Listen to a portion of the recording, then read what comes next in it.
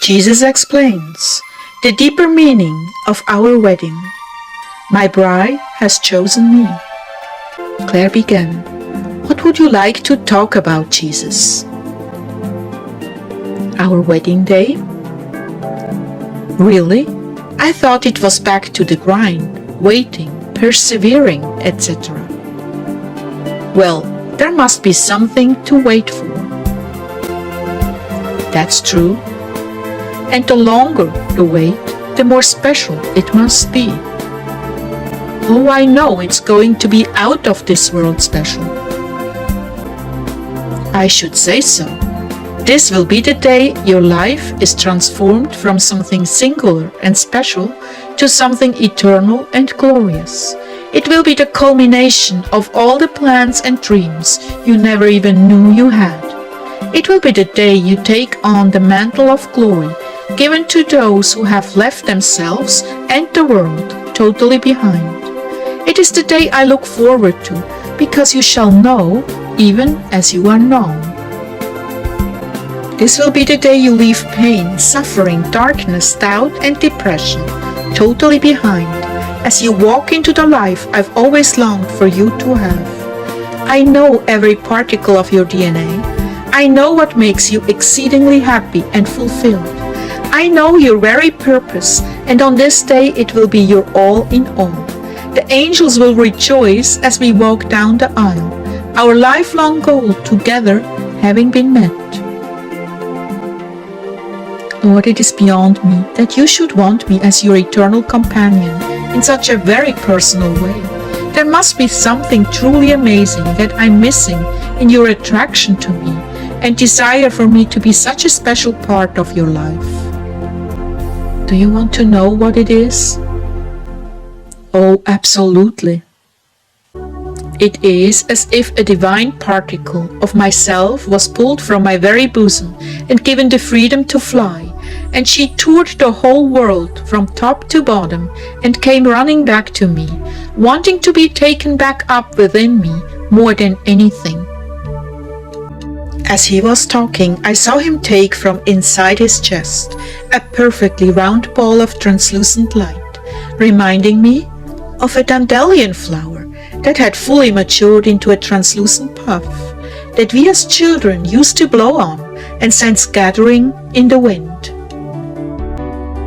And in the very same way, I have endowed you with free will, and I'm letting you go to explore and discover the world, and hopefully come back home to me and live here in my heart forever. Oh, how I long to see the return of my awesome creation, so endowed with free will that she can choose anything for herself, and yet she chooses only me. And we are reunited in such bliss that it makes even the angels sing. The very crowning moment of your life is the day you return to me and choose your maker over anything he ever made. So the fulfillment of life has come full circle, and you have returned to worship and adore me for eternity. And I cannot restrain my eyes from seeing you, my ears from hearing you, my arms from holding you. Do you know how many go astray and never return? They get stuck in some dark corner and slowly fall apart. The light, the joy, and the very life they were endowed with slowly fades away until only darkness is left. Oh, how tragic that this most loved particle of life has lost its very meaning and essence. And that makes the ones that return to me even more precious and beloved. Oh, that is such a very tragic outcome to so precious a beginning in life. You see, this divine essence of life imparted to you is so marvelous, so unique, so individual, that only I can perceive it in its entirety. Only I can appreciate it, only I can fulfill it. Only I have the key to its destiny and fulfillment. And that in itself is such a sublime mystery that it sets off oceans of bliss in my being. Yes, you, my love, my little one, create oceans of bliss, eternally swirling in the dance of worship and thanksgiving. The very joy of being alive and animated by your God, that all you can do is return this joy to me in worship, and all I can do is marvel at the immensity of your love that brings me to tears of joy. For part of my very self, flesh of my flesh, and bone of my bone, has chosen above all else to return to her Abba and dance the dance of life and thanksgiving for the gift of her being. Oh, it is so great a mystery that none but I myself can truly fathom and appreciate it. Even as your poor eyes are closing in fatigue, we are dancing the dance of joy, eternal life that was set on its wing, only to seek out and return to swim upstream and return to the place of her birth, the only place that could ever satisfy her. And I've waited and waited and waited, and finally here comes one, bouncing across the fields of heaven, seeking her birthplace in my bosom. Oh, Clare, there are no words to describe the joy I feel at the return of my very own flesh and bone. This is part of the great mystery of the family. It is a microcosm of the meaning of life. Here I am, the Father, giving the seed of life, the freedom to choose eternity with me or damnation, freedom to live a lie or the truth.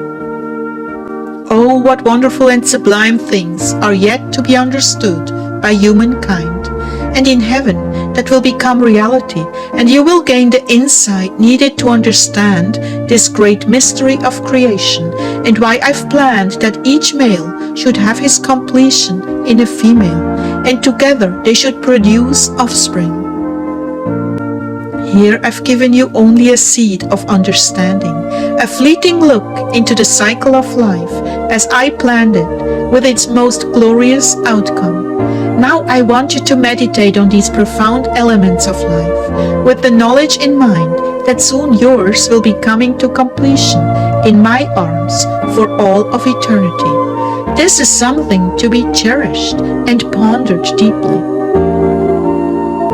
I bless you now with my endless affection for each and every one. Please continue in your abandonment of the world, for very soon you will have arrived at your final destination.